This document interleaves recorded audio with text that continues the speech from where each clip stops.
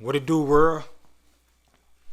I Travis here, back with another one. I don't know if you heard or not, but a private jet crashed on the highway. Yeah, the highway. Oh, you don't believe me? I'm gonna pull up the. I got you. Chill out. Chill out. Excuse the phone. Get a new one and get it fixed one day. You know.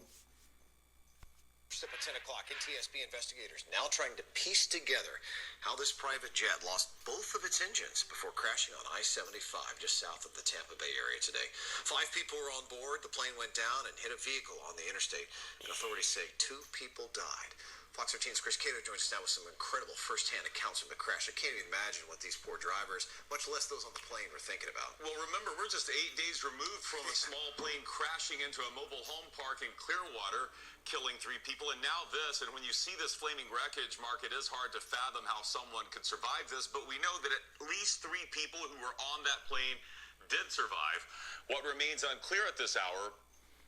Right quick, I want to say RIP to the ones who lost their lives in the accident that happened, man. My condolences. Is the fate of the driver of the vehicle that the plane smashed into. Oh my God. Oh my God. What the? Southbound I-75 in Collier County shut down for hours Friday after a private jet crashed on the interstate, hitting a vehicle and a barrier wall before erupting in flames. Oh, I feel the heat. Yeah, I feel it.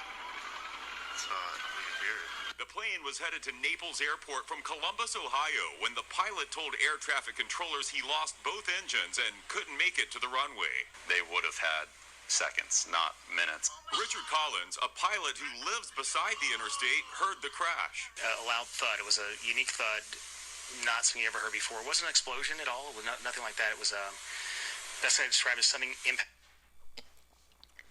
Right quick, let me say, there had to be a scary moment. I ain't even gonna cap. I don't know what I would have did personally if I would have been in a situation like that. Put in the comments what you would have done. Don't forget to like, share, and comment, man. Like, share, and subscribe to the channel. Acting the earth in a thud, directly behind the wall. My bad, y'all. My bad.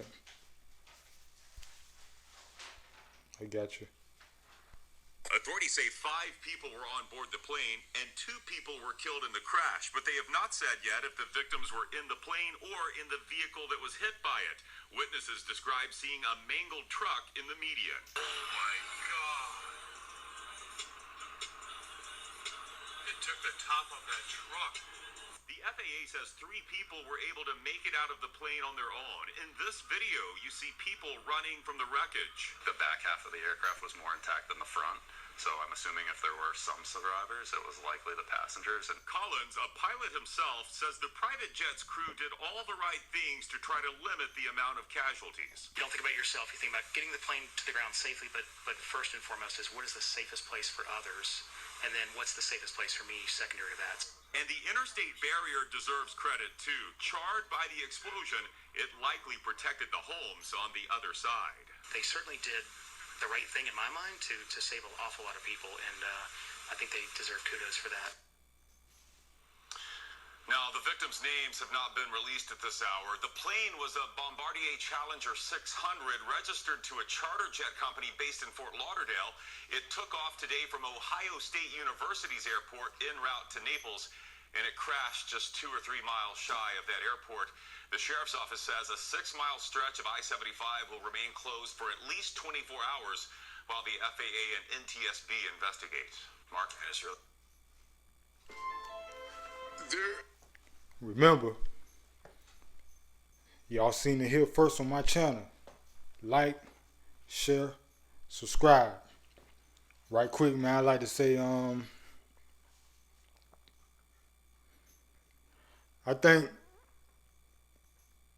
they should immediately check all them private jets or airplanes every time before each trip. That might could save some lives, man. No cap. 2 of the, then they say 2 of the engines blew. That's wild, man. It's wild, man.